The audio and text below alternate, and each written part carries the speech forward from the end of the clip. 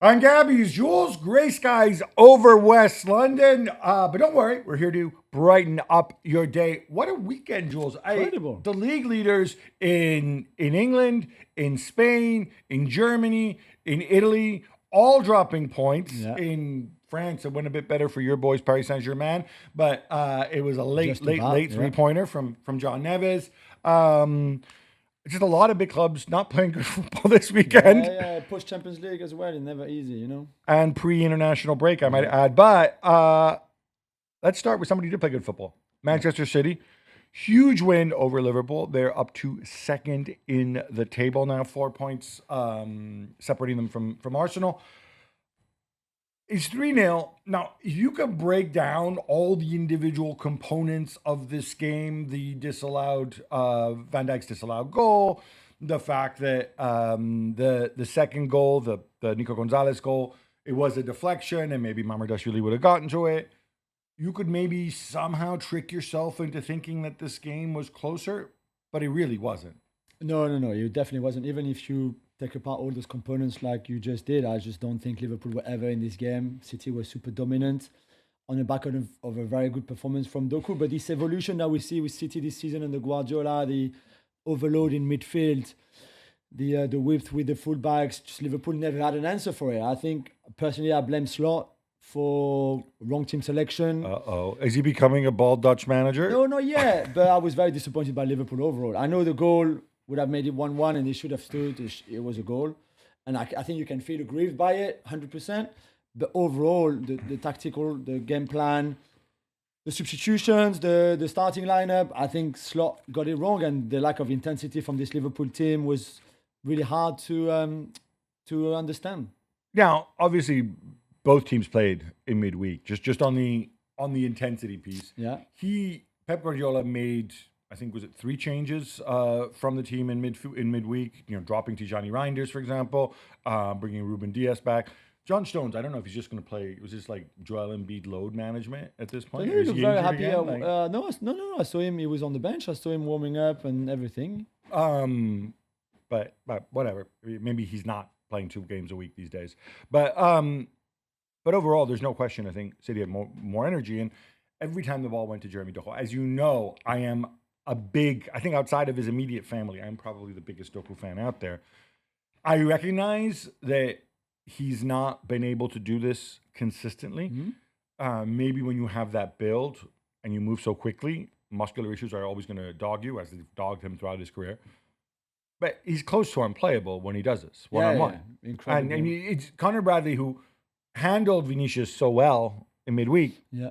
All of a sudden struggles Yeah, so really much. strong. And I think maybe the first one, the one that leads to the penalty, where Bradley defends really well actually on the outside on Doku, and then Konate comes across, and Konate actually put the ball back into Doku's path to then go around Mamadashvili and the penalty. That maybe just was already the turning point 'cause so early in the game. And he felt like after that they were so scared of him, where they actually dealt with him really well on that first 1v1. I don't know why again, as if you're Slot or Liverpool, you don't try to help Bradley out, because you felt to me, and being in the stadium was even, I think, more telling than on television where you obviously follow the ball, that it was just left on 1v1 all the time. There was no help Right. from, Mo Salah, we knew, and that's also part of the reason why the ball went to Doku a lot, either centrally or wide. But even when O'Reilly went wide, Salah was just not working hard enough. And then you leave Bradley really isolated. The help, Gravenberch. you make a great point about the help. The help has to come from Gravenberch or possibly Soboslai. Or Konate, or whoever really, but it never came. The problem with Konate, then you leave Van Dijk one-on-one with Holland, and you can say, okay, it's Yeah. Van Dijk, but like it's got to be a midfielder who comes and doubles up, right, when he gets the ball, especially Yeah. when he gets it deeper. Well, no, because the penalty is Konate coming across. He does it perfectly. He's just a bit unlucky that the ball bounces off Bradley back into the Doku path. But otherwise, that worked well. But there was never ever any sort of help for Bradley. It seems to me now that like this international break is coming at the right time for Arne Slot. I think there's a lot of things to think through. I think he's got to weigh up getting results now versus integrating the newcomers because they're not moving the needle, frankly, at all. There were 2 of them on the pitch, Ekitike and Florian Wirtz. Ekitike, whatever. He does what he can do in these Yeah, conditions. Wirtz, I suspect that on Gab Juls' podcast, we're going to have to talk about him again and how you fit him in this team. All right, Jules, I'm up my own backside on this, so I need you to provide a reality check and tell me if I'm photographing this incorrectly. Part of the reason there is more pressure on Arne Slot, other than the results, is obviously the fact that they spent an enormous amount of money in the summer. And so I think what you look for, and it is kind of a manager's job if he's secure in his job, which he is, because he just won the title, it's to balance future growth against results right now. Results right now, this is I think it's a fourth consecutive away defeat in the Premier League. They're not that far back if you look at the table, but they're further back than they should be. And 8 points, and they're not playing well. No. The last few games, he's kind of gone for, I think, the safety blanket of what he played, the setup they had last year with Szoboszlai in the midfield. At some point, though, there's no escaping the fact that if Slot were here, he could say, yes, but you talk about all the money I spent in the summer, or that the club spent, Hughes and Edwards and whatever. Reality is, Isak hasn't contributed anything. He came late, unfit. Even yesterday he was on the bench. He only came back to training on Friday. Blah blah blah. I mean, he's been missing in action. Frimpong gets injured and kind of disappears. Kirkus has a really difficult time, to the point that they actually end up dropping him. Yeah. Wirtz, it's been the debate we've been having all year, right? I contend that it's too much, that they're gonna have to find a different home from him, other than in the hole, at least this season, at least by Christmas. I think I'm gonna win that bet, but I don't know. So you look at all this, and then Ekitike, he's like a 22-year-old guy, which is what he is, moving to a much bigger club, much more pressure, playing on his own up front, whereas he always played in a 2 before, or at least the last couple of years. It's a really big ask. And so I'm okay. If I'm Liverpool, I'm okay with Arne Slot saying, all right, settle it down, maybe drip feed these guys into the team. But at the same time, every week that passes and these guys don't play, or they play and they play badly, people ask questions of Slot, right? Yeah, sure. We go back to that kind of pressure. He arrived, and I think Daniel Sturridge said it really nicely yesterday on UK television, when he said it was easier for him last year. And we've said it many times, and there's no need to abuse us on social media. It's true. He arrived with no new signing apart from Chiesa to integrate, with a squad that had been together under Klopp quite successfully for 80% of it, pretty much. It was, you arrive, you change a few things, slightly your tactics, certainly in the way the group is living, what time you want them at training, breakfast, all that kind of stuff that he did great. He was really good, and they were the best team in an average season, by far. This is very different. This is a completely different task and challenge. And so far he's struggling. Maybe he wanted to change too much too quickly by having Frimpong and Kirkus and Ekitike and Wirtz all together in the team, plus Isak, and it didn't work. And now I don't know where you go, because Kirkus is not good enough. I mean, yesterday he came on, first ball he touched, he sent the ball into the stands. I'm like, what are you even doing? You lack confidence. Just keep it simple. Frimpong is injured. Isak is not ready. Ekitike is chaos, although he's the one that's done the best, really. Mamadashvili doesn't really count, but he's been okay. And then there's Wirtz. Wirtz on the left-hand side makes no sense whatsoever. They can't do it again. It's pointless. Right. But there's Wirtz's number, because we mentioned today one of the issues, or against City, one of the issues was they were overloaded in midfield, right? Yeah. Poor Gravenberch having to run around all over the place. Yeah. If you have Wirtz instead of Szoboszlai, if you have Wirtz in the hole, as the original plan was, maybe the long-term plan is, very much. That's not going to help you. No. But where do you play Wirtz? He has to go on the bench. You would bench Wirtz? Absolutely. For a game like yesterday, Wirtz on the left-hand side, I mean, we don't even need to say it. It was so obvious to see. He came off, he hardly touched the ball. He was so ineffective. Right. There's just no point. There's absolutely zero points. At least points. Defensively, though, you could make the point that Liverpool suffered much more on the other side than on Wirtz's side. Well, no. The goal comes from his side, where he's literally... What, the weird Holland header? Where Yeah, if that's Konate has a different haircut. No, Konate has to clear it. Robertson has to be tighter to Nunez. Wirtz is but there. Ryan Cherky had a much quieter game than Doku is what I'm driving at. Absolutely. But Right. that's City's plan. It's got nothing to do with Florian Wirtz being on the left hand side for Liverpool. It's just not. If Wirtz could have been on the right trying hand to side. find a positive for No, poor but I Florian. feel for him because I saw him yesterday coming off. Even in the first half, he was playing on the side where we were sat. He looked like he had no idea what to do, what his role was in this team. The touchline was literally, and he was in front of the benches, which can't be easy. Every player hates playing on the side of the benches for obvious reasons. I felt for him, I really did, because that's not. It's not. It's a disservice to him to play him there in a game like this against a team as good as the City team is. All right, but then he would have rather been a few more meters out, sitting on the bench. Yesterday, bring him on after an hour if you want, because you're trailing, right. or you need to keep the ball, or you need something a bit, especially if City are dropping a bit. Don't start him on the left-hand side. It made no sense. Going into this game, is that the only change you would have made ahead of time? Wirtz for Gakpo? And kept the rest of the absolutely. formation? For the game yesterday, I'm not sure if Robertson can really play 3 games in 7 days, and I think But then you have to play Kirkes. Yeah, exactly. That's the problem. But I think he showed. But that's on Liverpool, really. It's not on Robertson at kind of his age. But I would have started Gakpo on the left hand side. Okay, that means you go more safety blanket, more results now, less integration.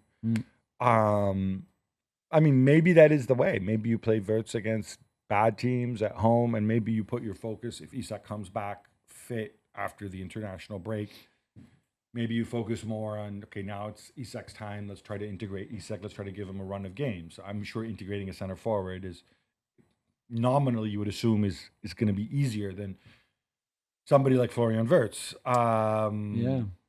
That's a big question mark. The Robertson angle, at some point, like I said, Bradley and Robertson can't play every game, right? So, and you probably don't want Frimpong and Kirkes playing at the same time. So do you go back to it depends on the position, but one attacking fullback, one Bradley or Robertson? Is that maybe what you do when Frimpong's fit again? I think so, yeah. So in some games, depending on your position, obviously, I think it's hard to play Frimpong and Kirkes together. On yesterday, I'm just not sure exactly what Slot was thinking pre-match, because everybody knew how the City team at the Etihad would play, even in a game like this that overloaded midfield.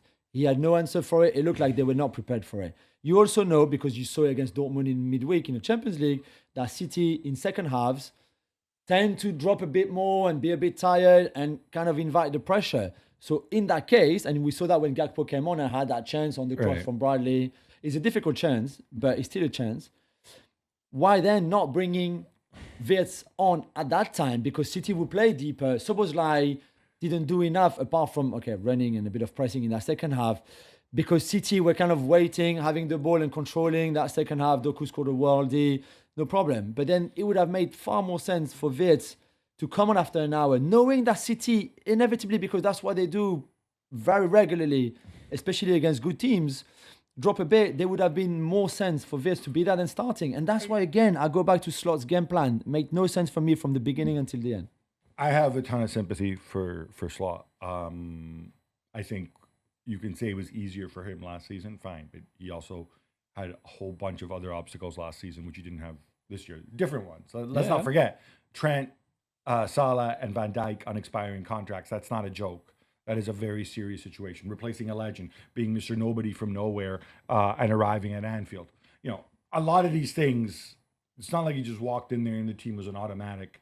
I didn't say it was easy. I said it was easier than this season, which is very different. I would say this season is another really, really tough task, integrating so many people. And with the transfer market, which I go back to this, we haven't mentioned it, but knock on wood, Konate and Van Dijk don't get hurt or suspended or whatever. Because we still have 2 months before the transfer window opens, and there's a lot of points at stake in that time period, and there is no third center back. And I think that is another serious issue. On the City front, it's Pep Guardiola's 1,000th game. I don't get that excited over big round numbers, blah blah blah, because it's a lot. So if you're old and you're a good manager, and you'll you'll reach 1,000 games, right? Yeah, like Neil Warnock. Exactly. There's a lot of other average managers who've done it. Yeah. But we're seeing he said something, speaking of Doku, about like, he's like, I think he said something like, well, I'm good, but I'm not that good that I can make Doku play like that. That's him. That's his skill set. That's his talent. We've talked about how Holland was doing almost all the scoring for City and how were they one-dimensional. Do you think Doku can keep something like this level? I mean, not play like this every game, but always have that outlet. How important is it to have, whether it's Doku, whether it's Savinho, Cherki, I put in a slightly different bucket because maybe he's a better rounded player. But how important is it to have that? I don't know. I mean, if you were to find consistency as a player, like a Doku player, how long does it take you? Because it's not like if he arrived yesterday and this is the beginning of his relationship with Pep to find that consistency. And you, especially as a big fan, but all of us were like, wow, okay, he's so capable. And then the next 2 games, not much or not enough from him. Then another amazing game. Then 2 games, not enough. Where is Doku? Doku is disappearing. That kind of lack of consistency. By now, you would have thought with Pep's work in this dominant City team, because they are one of the best teams in the world, that Doku would have got there at that kind of level. He spoke to French TV the other day and he said that himself. He said, like, I'm not happy. I need to be more consistent. I should provide more for this team. So he's clearly aware of it. It's not like if he didn't really care that much and was happy with 1 good game, 2 average games, 1 very good game, 2 good games, 1, etc., that kind of pattern. So he's aware. I don't know. But when I see him yesterday, and every time you know what he's going to do because he often does the same, and yet every time it works, every time there's danger there, the goal he scores is great. But the fact that he doesn't really score goals like that often shows you that the lack of consistency is clearly there. I don't know. I think Pep is amazing at improving players, including Jeremy Doku, and he might get there. I just thought that by now he would have got there. I think more broadly with Doku, not just him. I mean, other players who do what Doku does, whether it's Madueke, whether it's whatever. In an age when teams can be so physically imposing, so athletic, and at the same time when a lot of managers, I think you're seeing it more broadly, are emphasizing the defensive side of the game. That old take on, that old one-on-one, there's no answer to, right? If you have a guy who can beat somebody else one-on-one, it will always wreak havoc, and it will always do damage, right? Because it forces you to slide across and whatever. It has all the knock-ons. And this is true not just in this sport, in any sport. Yeah. So I just think it's a weapon. And when I think of this, and when I think of how City can get even better, because I'm still not a Nico Gonzalez guy, if and it's a big if, because we see glimpses of him and then he goes away and then he comes back. Yeah. If Rodri comes back to anything like his form, and if they keep their big guns fit at the back, I think City can not just go up a level; they can go up several levels. Maybe they can improve more than any other team in the Premier League. And I say that as, Arsenal, I think, will improve if Odegaard comes back and is fit for a long time. It'll give them another whole other dimension and whatever else. That is kind of the scary thing about where City are right now. Yeah, I mean, it's the first time I saw them live on Sunday. And I have to say, tactically, the evolution that Pep is embarking this team on is pretty impressive. To see it live was just incredible, really. And I know Liverpool were disappointed, we said that. And it might not always be the case. And this is just the beginning even. I think he's still teaching these players to play like this, to overload that midfield. Doku much more central, which I think will also help him when he goes back to the left-hand side, one-on-one with his right back, because he spends also a lot of time in a more central area where he's not used to, because he's always been a pure left winger all his life, all his career. So I just think it's remarkable what they're doing. I like the fact that Guardiola, whether he's got 6 months left at City or 18 months left, but the contract ends very soon anyway, that he still wants to change things and evolve even towards the end of his tenure at the club. The fact that Pep Lijnders has arrived, I think, is also part of this evolution, because there's far more verticality And even Bernardo Silva that we thought last season had gone past his best years. I see him yesterday, and he's, for me, outside of Doku, the best player in that City team because he made things click so well. It's unreal how intelligent he is on a football pitch, and they've got something great going on. I don't know how far, whether you can catch Arsenal and win another title, whether you can win the Champions League, whether you can do another treble, a double, whatever, we will see. But they're on to something very, very good, that's for sure. All right, enough, City. How about some quick hits instead? Let's go, Gab. After 16 consecutive victories, the run is over. Bayern München need a late Harry Kane goal to snatch a point away to Union Berlin. Plenty of mistakes in this one, Jules. And one of the goals of the season, or contender for goal of the season, the Luis Diaz one. But yeah, Manuel Neuer, of all people, who've been so good, not just this season, but through his whole career, really messing up massively on the first goal. They suffered on set pieces. Union also had a goal disallowed when it was 0-0, even before the Neuer mistake. Luis Diaz also with a miss of the season and Miss a of goal the of the season season. too. Of the Yeah, season. but let's keep the goal of the season in mind because that was an unbelievable piece of, not so much maybe the shot, but the fact that he recovers the ball tackling, then as he's getting up, does his little hook and then to pass to like dribble Also, past the defender. On the Union goal, is it Harry Kane? Does Harry Kane just completely mishit his header right into the path? Close his eyes. It's I think they're allowed to have a stinker after the run they put exactly. together. After when you go such a good run, and to be fair, they still haven't lost. They're still unbeaten. So it's a point. It should have been probably a better performance overall, but I think they'll take it. A late. Brian Brobby strike means Arsenal are held 2-2 away at Sunderland. Gab, the clean sheet streak is over. And City are 2 points nearer, 4 and behind in the table. Yeah, so I don't care about the clean sheet streak. Like, to me, like, not a thing. Yeah. Where I would draw, the reason I would be less concerned here about this is both goals come from individual mistakes.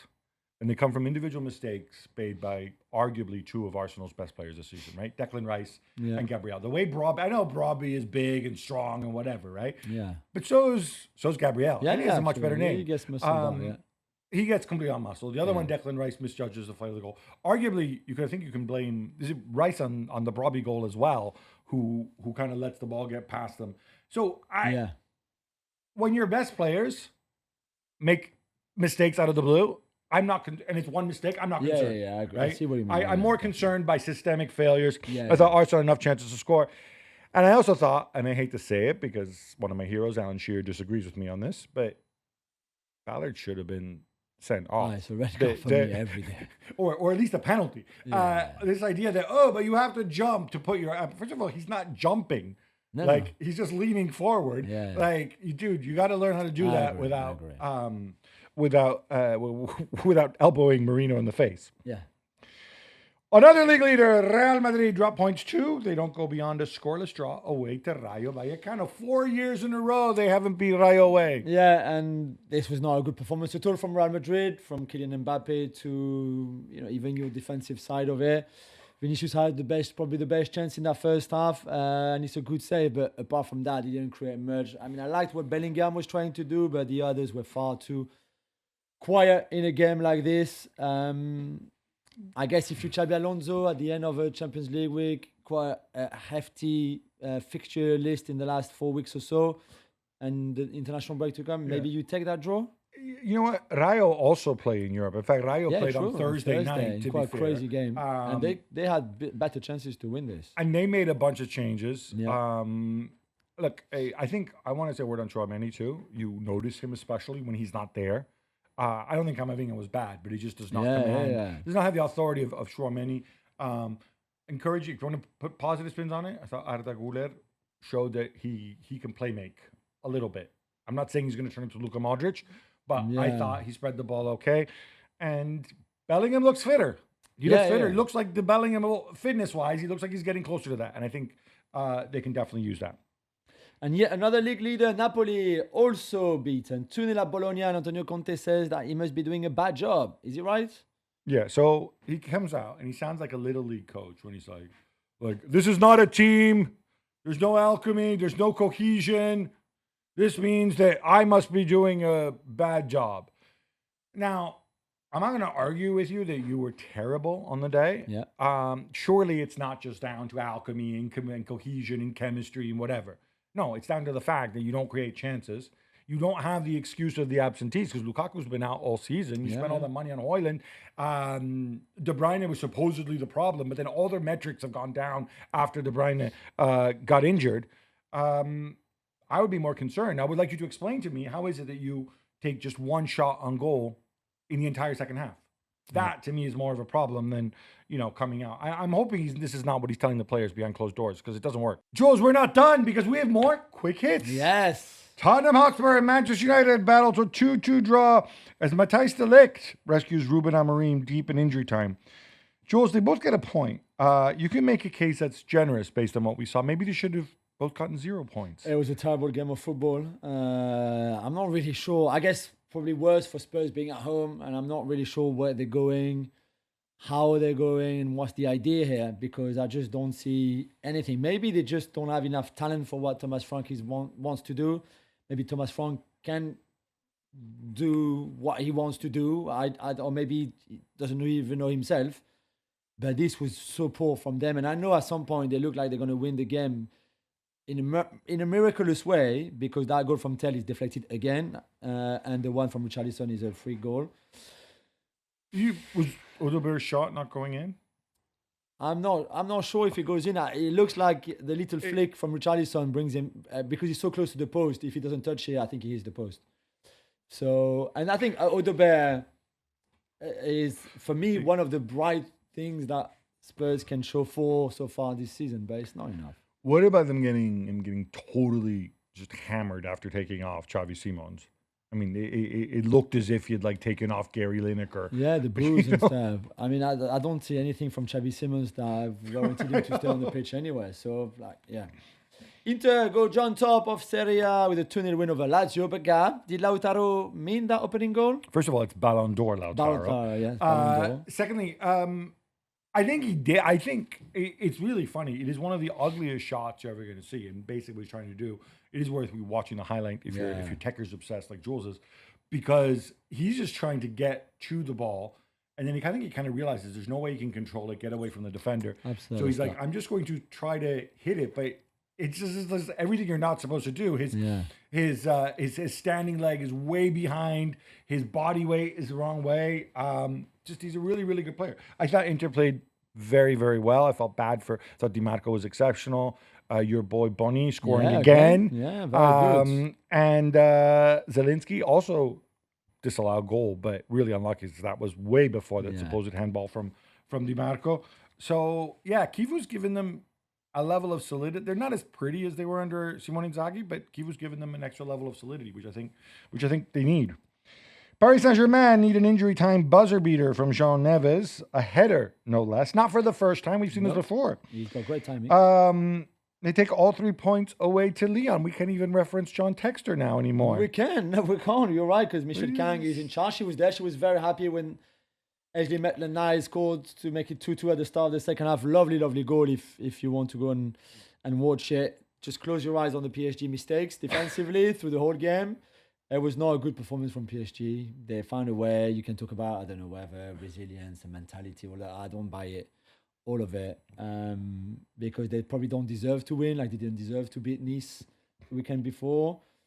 They score goals at 11v10, because again, the winning goal last night is 11v10, like the one against Bayern. Well, just for 2 minutes, but yeah. Yeah, but still. It's, so they won, it's good. They're back at top of the table, 2 points clear of Marseille and Lens. But overall, you can see how emerged the absences, the issues with fitness for all those players, even the one who played in that game, is really taking its toll on the team and the performance, because they're far, far from the team that we saw last season. They won 5 of their past 11 games. 5 of their past 9 games, but 3 of those 5 with goals coming in the 90th minute or later. Yeah. Chelsea scored 3 times after the break to beat Wolves 3-0. Gab, the first half was awful. He's absolutely terrible. You're playing a team. I don't care. Garnacho, a chance. He runs, blah, blah, blah. And then he throws his arms in the air. Maresca's having a really rough time. You know what? This is a game where Moises Caicedo was ordinary rather than superhuman. And then all of a sudden, everything deflates. You talk about Palmer dependency. There's definitely Moses dependency. Chelsea scored early in the first half, and then they bring in Esteval, and then business picks up. Talk about a player lifting a team. Yeah. Like he's a one-man show. He's tremendous.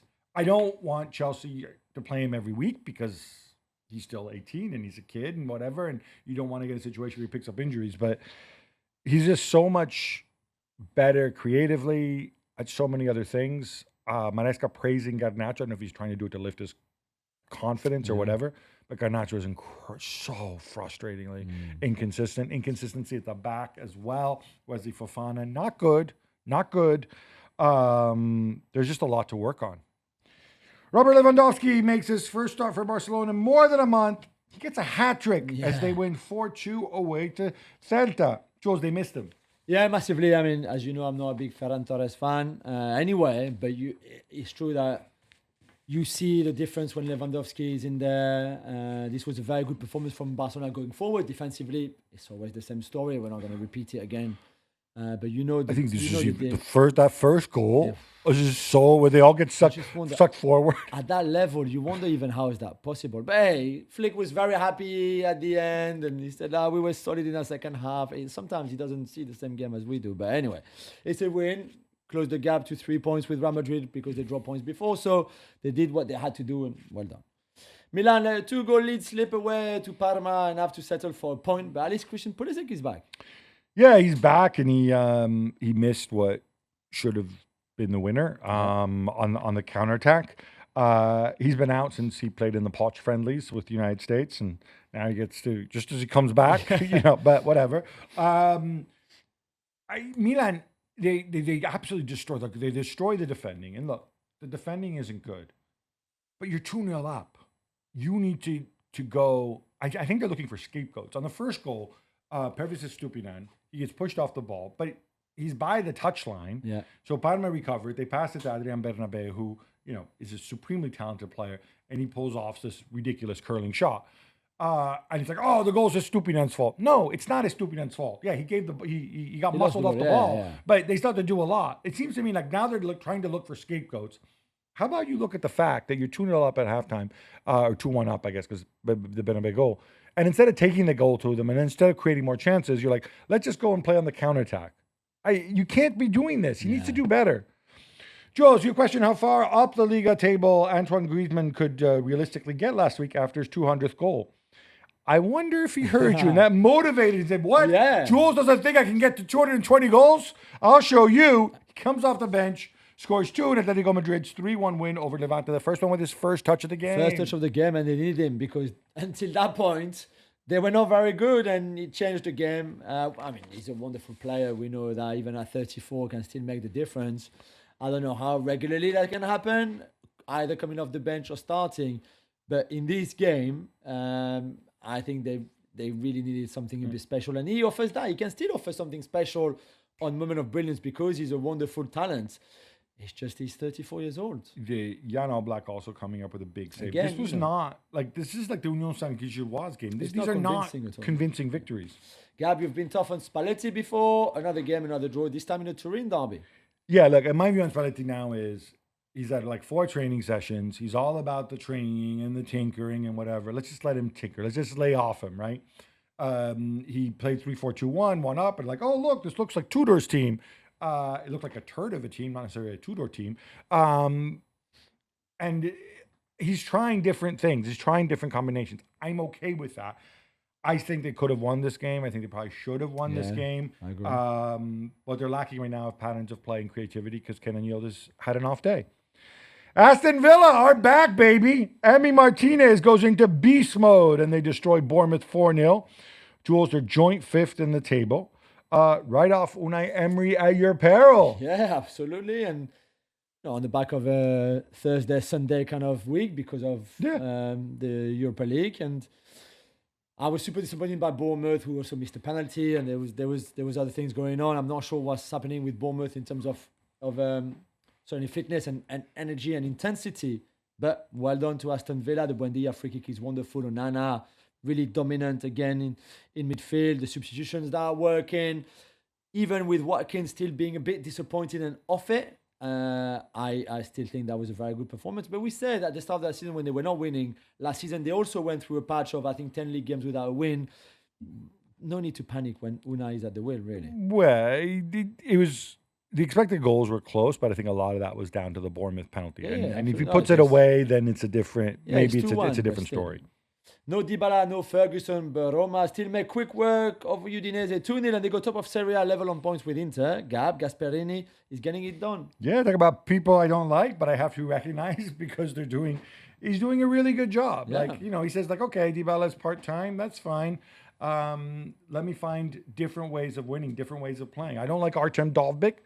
Hey, but Ferguson's out. I got to play Dovbyk. He's getting a tune out of guys like Pellegrini, Cristante, Mancini, who all of a sudden, if you look at the assist for the goal, he looks like sort of a really bad version of Zinedine Zidane. Yeah, I say man. that as a compliment.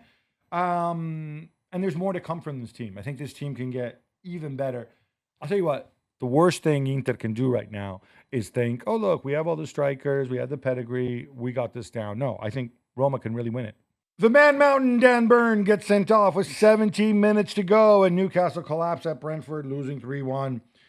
Jules, they're not quite clicking. Are you buying? We've talked about this before. Like, is it especially hard for them to perform in the Champions League and in the league? Is it Voltemade?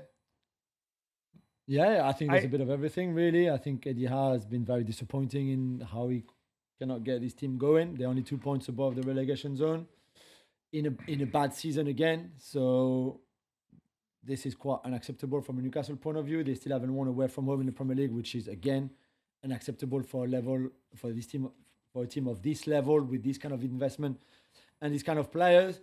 You can't get them to play properly in the league, certainly.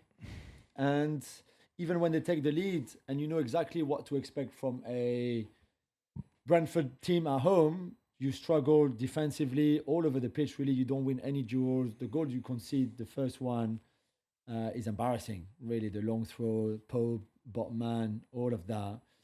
For a team of big guys like them, and then... Yeah, but how could they possibly have known that Brentford were going to employ long throws? And I think Burn is lucky and unlucky in the same way, because the first one is 100% a penalty. You even see by his body language and his reaction to his challenge on Ouattara. The second one, I don't think it is, but they clearly give the second one because they realized they made a mistake on the first one and didn't give the first one. Pope getting injured, Ramsdale coming. Just the whole thing has been a shambles of a weekend. Borussia Dortmund concede in the 7th minute of injury time and have to settle for a point away at Hamburg, Gab, when they're supposed to be more solid this season. Yeah, I think they are more solid, Jules. This is straight out of the old Borussia Dortmund playbook, but I think the game against in midweek at City took a lot out of them, the way they were just going, like, chasing them around, which is why he made a bunch of changes. We saw there was no Bellingham, no Mecha. They'll start on the bench. There's like Gross back in there. And no Adeyemi either. And they still took the lead. They made it tough. In the end, late in the game, when the other team who fit into the box, anything can happen. Yeah. Maybe Nicholas Sula should have been in there. I don't know. But I'm less concerned. They are more solid. They're just not particularly good. That's the issue. But then nobody of the top teams seems to be particularly good in Germany other than Bayern. Yeah. Flo Balogun scores and then gets himself sent off just before halftime as Monaco lose at home to Lens. Jules, we're very happy for our friend Josefo Gourlian, as ever. Happy. They're amazing. But is the Pocognoli effect wearing off a little bit? There hasn't been an effect yet, Gab, so I don't think it's wearing off. It just hasn't happened yet. It's a month now. I think they arrived. They were 4th, maybe, and now they're 6th. They're still struggling to play well or to... Yeah, but they played well against Spurs, right? They were unlucky. They should have won that one. They won against Bodo Glimt. True, but they were not good in that game, and they've lost 2 in a row now in the league. So against Paris FC, and this one, where they were well beaten by a wonderful Lens team, it has to be said. Lens were very, very good on the day. And Pocognoli has a lot of work to do at a time where a lot of those players are going to go away on international duties. And they have to go back. They go to Rennes when they come back after the break. Rennes, who've won 2 in a row now, and then it's the home game against PSG. So There's plus the Champions League obviously coming back. So there's tough games ahead, that's for sure, for Monaco and Pocognoli. The eternal Mimo Berardi scores twice and Sassuolo win 3-0 at Atalanta. Gav, is Ivan Juric about to lose his job again? First of all, I should point out, when I wrote this, I thought, Berardi must be like 35 by now. He's not. He's only 31 years old. It's crazy. I love the fact that he's just a Sassuolo legend. He's going to stay there forever now, right? No I think he has to at this point. Yeah, no, that Juve ship has sailed. Ivan Juric, all indications are that maybe even by the time you listen to this, he'll be gone. Obviously, there's a break coming up. They've had a horrendous run. Juric, man, so like 3 jobs in the space of 15 months, all of whom last, less than a couple months? Between Southampton and Roma and now this. I don't see how you come back from this. I don't know that they haven't all been bad, but I think he's had personality issues. I think the row with Lookman, really bad. And by the way, this is one where, you know what, Lookman can be a pain in the butt. And if you want to go and have a go at him, which Gasperini did all the time, find him in the locker room, pin him to the wall, whatever. But you don't, after he's walked past you, you don't turn around with your big glasses and go after him. That's just not a good look. Speaking of Atalanta, they won away to Marseille in midweek, which infuriated our boy Roberto De Zerbi. Yeah. So it seems apt that Olympique Marseille should vent their fury on Brest. Yeah, they were top of the table even between Saturday when they played and PSG winning on Sunday night. Brest and Majeki in goal, massive mistake. But Marseille were good. Arthur Vermeuren in midfield with Angel Gomez, very, very good, very interesting. I hope De Zerbi sticks with them a little bit because we know how much he likes to change, and sometimes I think that has disturbed the players a little bit and the style of football. It's in the international break, so De Zerbi left and said that he's looking forward to driving back to Italy with his cigarettes in his car and his music, as he said. And then we reminded him that this month, apparently November, is the month against tobacco or against cigarettes and stuff like that. He said, well, you just forgive me on this one. So he was back to his best in terms of humor, and he was open and he was smiling again, which is good to see. We like when Roberto is happy. We like happy De Zerbi, yeah. Plenty of changes in the boardroom at Tottenham after Daniel Levy's exit. Gab, they're looking for a new shirt sponsor as well, and they want sponsors also for each of their stands. Yeah, so, I always notice this when I go. I always like to see who the sponsors are and ask have I heard of these, or are these like weirdo betting companies with a bunch of numbers in them, or like Chelsea, one of Chelsea's sponsors is a company called Ling Long Tires, and I'm assuming it's all the same thing, but I guess they make 3 different kinds of tires: Crosswind, Lao, and Toyo Tire. And it looks like they're only sponsored by tire companies and nothing else. Yeah. Do you know who Spurs have had the same sponsor for 10 years? Talk about forgettable. Yeah. Do you know who they are on their shirts? Not like this, no. So 10 years of Spurs and Harry Kane in our faces. And we don't remember. Is it something AI something? Very good. AIA. We do this for a living. Watch a lot of football. This tells you about everything you need to know. And this is why I think a lot of clubs, a lot of sponsors are saying, I don't necessarily want to meet, your price here. They're still looking for naming rights for the stadium, but they're also going to sell individual naming rights to the individual stands, which I don't believe that's been done. I don't really pay attention to this. Have you ever been to one? Usually a former player or club legend or something like that. So the cloth stand at Forest, when that's very regular, or Kenny Dalglish at Liverpool. But I was trying to find a funny sponsor that you could put on the stands. I think we have a bit of money left over because this show is doing so well. The Gab Juls stand. Should we inquire about sponsoring a stand? Or maybe at least a ladies' restroom at Spurs? Yeah, that's a good idea, if you want to.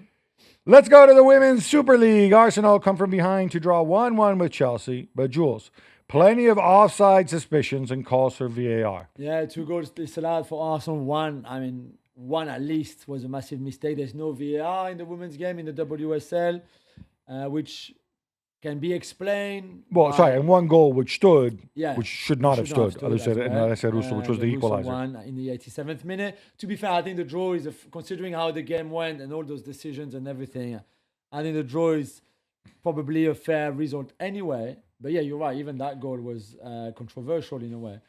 So I don't know. Vying the WSL is very difficult. One, because stadiums are sometimes just too small for it. Two, because of the cost, obviously. I don't know what the answer is, although you came up with a good idea. Yeah. So about the stadiums being small, by the way, for those who don't know, I mean, this game was at played the at the Emirates. was played at the Emirates. Almost full, 56,000 in attendance. Tremendous result, but they don't play all. I mean, Arsenal, I think they play all their WSL games, not all but not their Champions League games. Champions League from the knockout stages, but yeah, all the WSL games. But a lot of these clubs, because they play at smaller venues, and it works for them because you don't have, even if you get 10,000 in like a 60,000 stadium, it looks empty. You get, You lose money as well. and so it's difficult to go, and you lose money on it. And there's an expense involved with VAR, and obviously, if the teams want to pay for it, I'm sure they can have it. One alternative you mentioned there, FIFA now allow what they call video support referees, and they just work off the television pictures, and each team can make a challenge per half, and if the challenge is successful, they get to keep their challenge. This is what they did, I think, at the Under-20 World Cup. Yeah. It's what they do in the third division in Italy. It's just a cheaper way. You just have somebody on your bench look at the feed. Hey, did Russo look offside? Yes, no. Now, they're not going to have the technology drawing the lines on the Yeah, you bench, but can't the do referee that. looks at it and says, like, oh, look, she's clearly offside. Or, you know what? I can't really tell. Let me stick with the call on the pitch. Exactly. It's a Band-Aid, but if the clubs aren't going to pay for VAR, and this is a decision you have to make, right? The coaches may want it because coaches will be competitive. At the same time, money that you spend on VAR is money you're not spending on players, on facilities, and on growing on growing the women's game. So it's a trade-off. This could be a small step in the right direction if that's what they want. England's coach Thomas Tuchel says he's open to sticking around beyond the World Cup, Gab, because his contract currently expires at the end of the competition. Do you think that would be a good idea? Okay, so I feel for Tommy T, not just because he's my neighbor. If he's asked the question, "Oh, would you stay around after the World Cup?" If he says no, he's going to get hammered for being disloyal and just using England or whatever. If he says yeah, then people are going to say, "Oh, but it's such a bad look when it's worked out so badly in the past when we've given out contracts. You haven't proven anything yet. You need to show that you deserve your contract." So there's no right answer to this question, right? Yeah. I think if he does well and he wants to stay, sure. But there's no reason that he should be asked this question now and that he should be answering this question. Yeah. The FA were very smart, I think, in just giving a contract through the World Cup and take it from there. Let's go back to Wolverhampton Wanderers. It looks like they're going to get Rob Edwards from Middlesbrough to fill the managerial position left vacant after Vitor Pereira's dismissal. Now, you remember they made an inquiry for him, then Borough wouldn't let him go. They're going to have to pay money to Borough.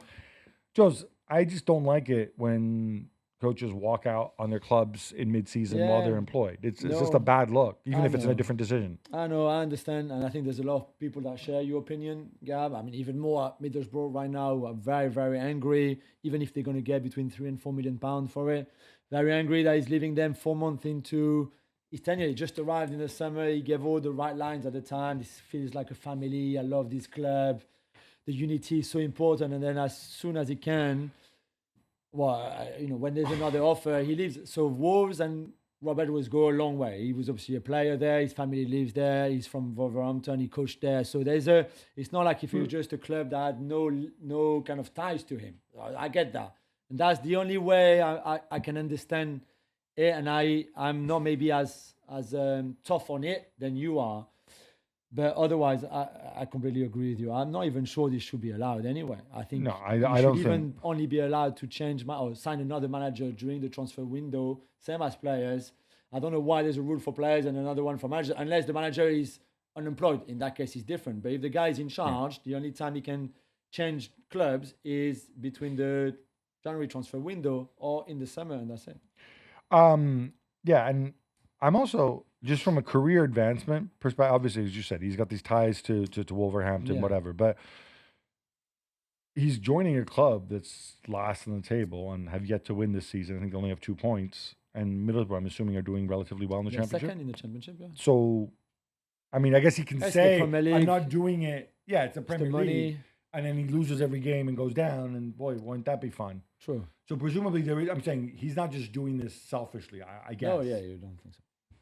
Johnny Heitinga was sacked by Ajax during the week, and then they still lost 2-1 away at Utrecht. Gab, this was inevitable, I guess. Got 1 win in 8 in all competitions, 11 points behind. Another embarrassment in the Champions League. I mean, I think they have 0 points in the Champions League.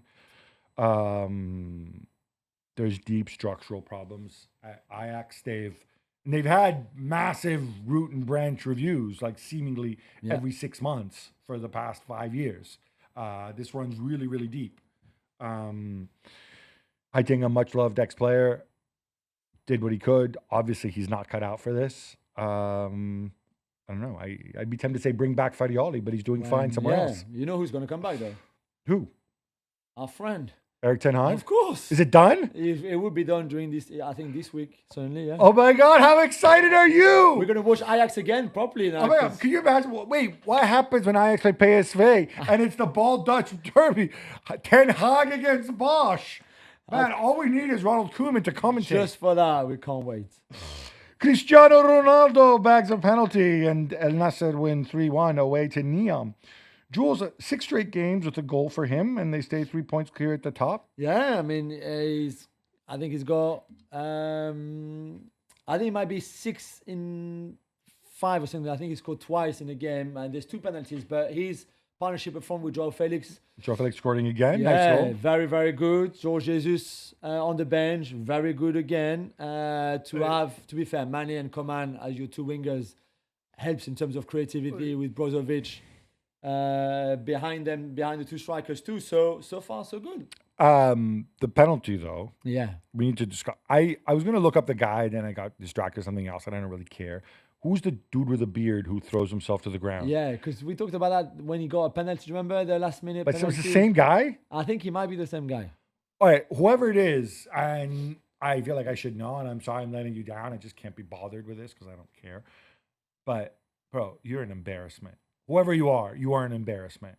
Yeah, did you agree? Yeah, I mean, yeah. It It's was not as bad ridiculous. as the other one, I thought, but yeah. Even without European football, Leipzig can't find consistency in the Bundesliga. Jules. I know, you laugh because nobody likes them, right? Yeah, I Nobody know. likes them. Couldn't happen to a nicer bunch of guys.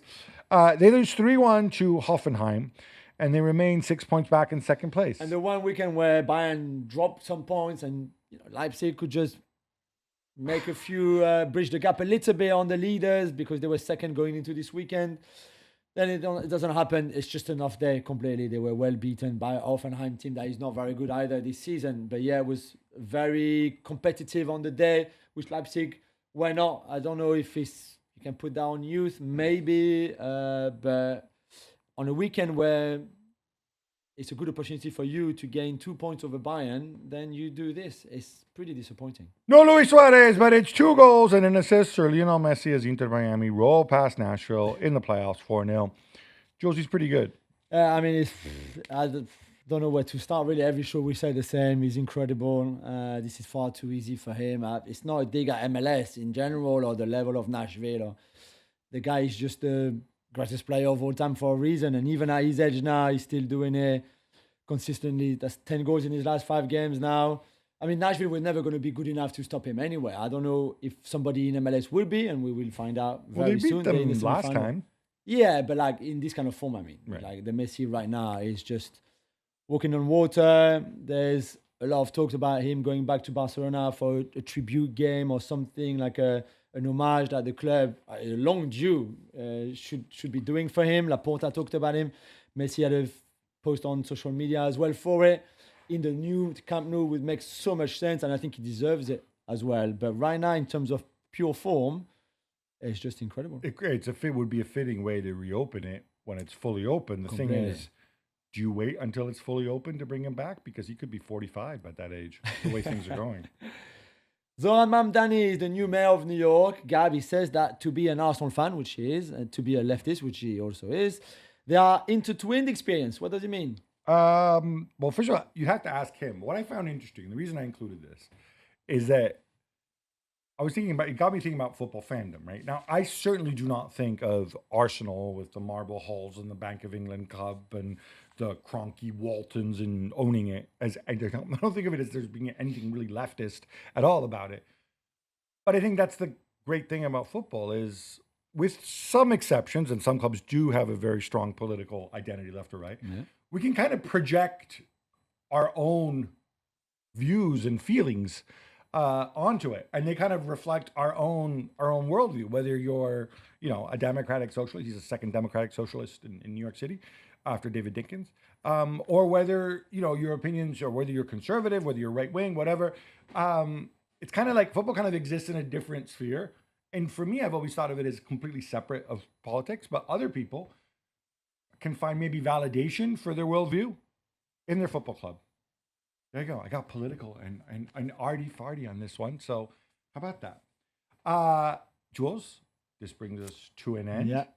But it's international break. I'm excited. We're going to be back on Thursday. Until then, love the game, love your neighbor, love yourself.